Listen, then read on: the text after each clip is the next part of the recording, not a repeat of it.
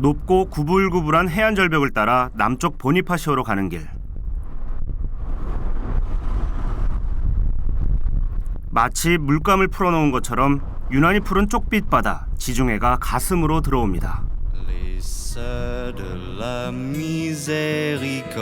자유를 사랑하고 여행을 좋아했던 프랑스의 지성들이 자유의 냄새를 찾아 수시로 찾았다는 코르시카. 특히 지중해와 맞닿은 섬 최남단의 보니파시오는 인구 2,700여 명의 아름다운 해안 도시입니다.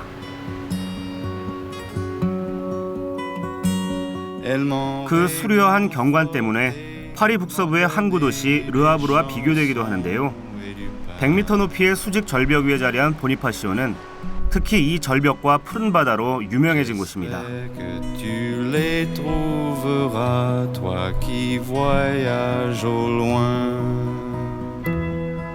20세기 초의 프랑스 화가 마티스는 코르시카 바다의 강렬한 빛깔에 영감을 얻어 당대의 회화 양식인 야수파를 완성시켰다고 합니다. 마티스의 감성을 사로잡은 우윳빛깔 석회암 절벽과 코발트빛 지중해의 강렬한 대비는 보니파시오를 세계의 아름다운 8대 절벽 도시 중 한 곳으로 뽑기에 충분했습니다.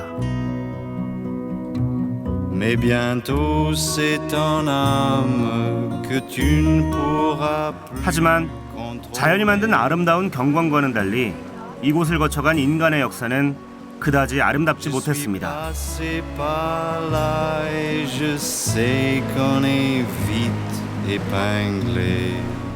고대부터 최근까지 보니파시오는 지중해의 요충지로서 주변 강대국 사이에 패권 다툼이 끊이지 않던 곳입니다.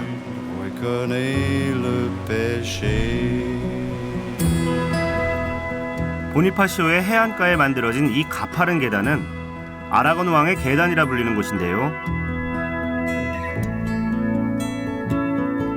중세 에스파냐의 아라곤 왕국이 이곳을 침입한 뒤 그 왕 알폰소 5세에 의해 만들어진 것이라고 전해집니다.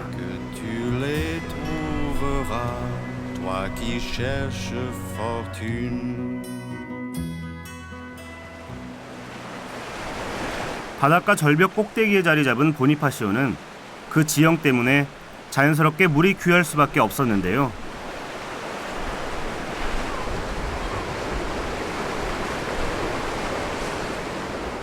바다를 끼고 이토록 긴 통로와 계단까지 만들어야 했던 이유는 역시 물 때문이었다고 합니다.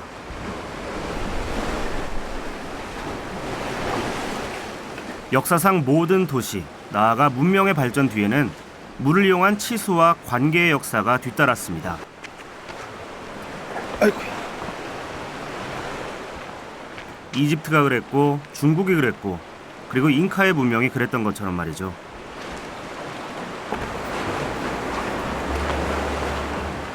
좁은 길을 한참을 걸어 들어와 드디어 목적지에 도착한 모양입니다. 그런데 이게 웬일입니까?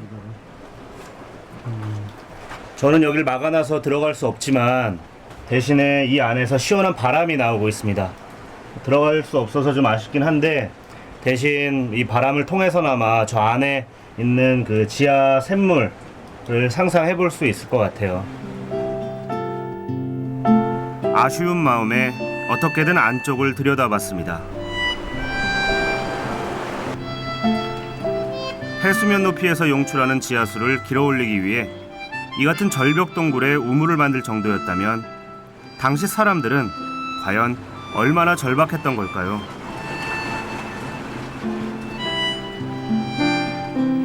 이젠 푸른 이끼와 풀만이 처연하게 자랄 뿐입니다.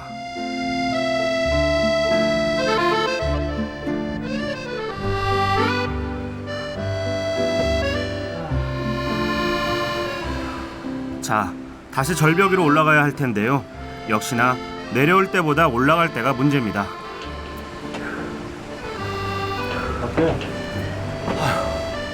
이거를 예전에는 그 물덩이를 치고 올랐을 길일 텐데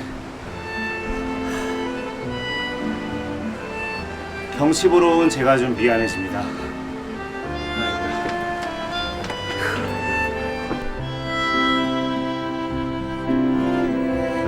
제한된 환경 속에서 어떻게든 삶의 방편을 마련하고자 했던 과거 이 땅의 사람들을 생각하니 저도 모르게 마음이 숙연해집니다.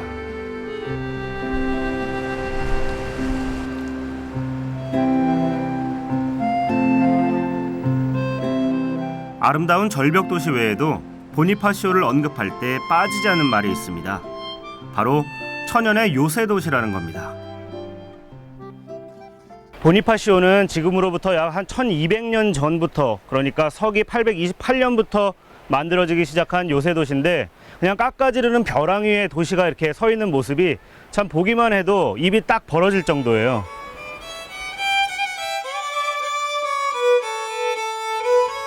서기 828년, 이탈리아 토스카나의 보니파체 공작에 의해 도시가 개발되기 시작하면서 그의 이름을 따 보니파시오라고 불리게 됐다고 합니다. 페니키아를 중심으로 한 해상무역이 성실을 이루었을 당시부터 지중해에는 해적들이 자주 출몰했다고 하는데요. 남쪽 보니파시오는 해적들과 적들을 방어하는 역할을 담당해왔습니다.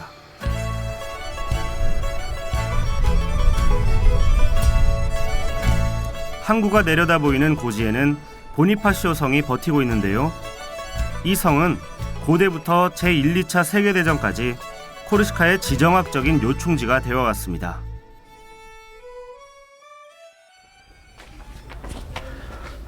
저는 성 안으로 들어가 보기로 했습니다.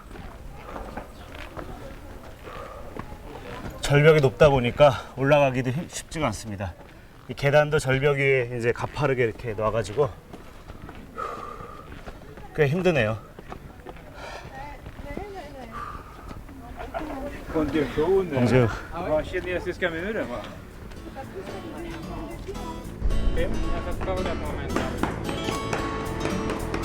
절벽 위의 요새 도시답게 좁은 길거리와 막다른 골목이 아기자기한 분위기를 자아내는데요.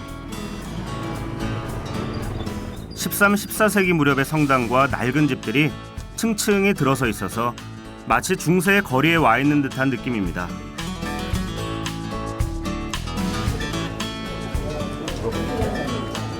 여행자들이 모여있는 곳이 있어 가보았는데요. 바로 나폴레옹이 머물던 곳이라고 합니다.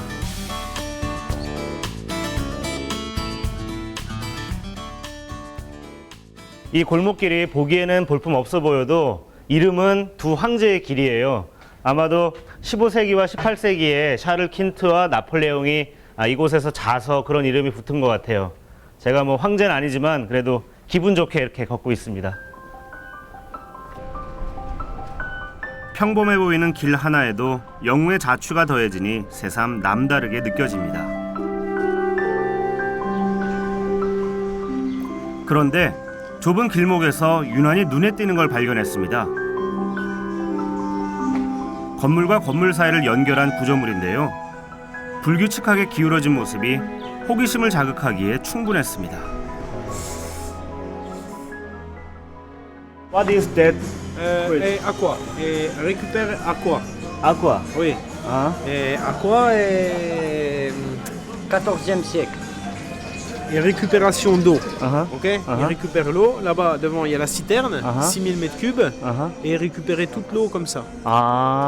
여기는 보니파시오는 지대가 절벽 위 높기 때문에 우물이 거의 없었대요. 그래가지고 빗물을 받아서 이제 모아서 쓰는 건데, 그 이제 지붕으로 떨어지는 빗물을 모아서 저렇게 이제 건물과 건물 사이를 이어서 졸졸졸 흘러나오게 이제 해서 한 군데 모으는 거죠. 그러니까 일종의 이제 생활의 지혜라고 보는 것 같습니다. 이 역시 앞서 가보았던 해안 절벽의 우물처럼 물을 확보하고자 한 노력의 일환인데요. 성안 주민들의 생활 용수가 부족했던 보니파시오에서는 이렇게 얻은 물을 생마리교의 지하로 모았다고 합니다. Les gouttières, là, vous voyez, ça servait à remplir l'eau. Hein? Voilà. Ça, c'est génois. Alors ça, c'est une citerne. Hein? Ça, il y avait 650 mètres cubes d'eau. Vous voyez, c'est... Voilà. Elle va jusque là-bas. Vous voyez, elle est très grande. C'est vraiment une grande citerne. Hein? Voilà. Et là... voilà, 650 mètres cubes d'eau. Hein?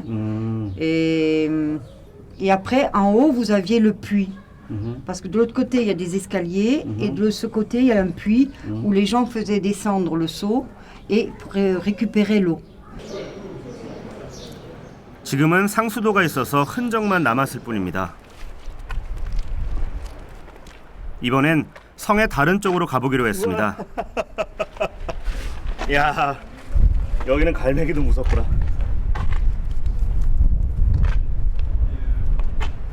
생각보다 무지 크네. 험한 역사를 겪어온 코르시카인들을 닮은 걸까요? 이곳 보니파시오에서는 갈매기조차 그 위용이 범상치 않아 보입니다.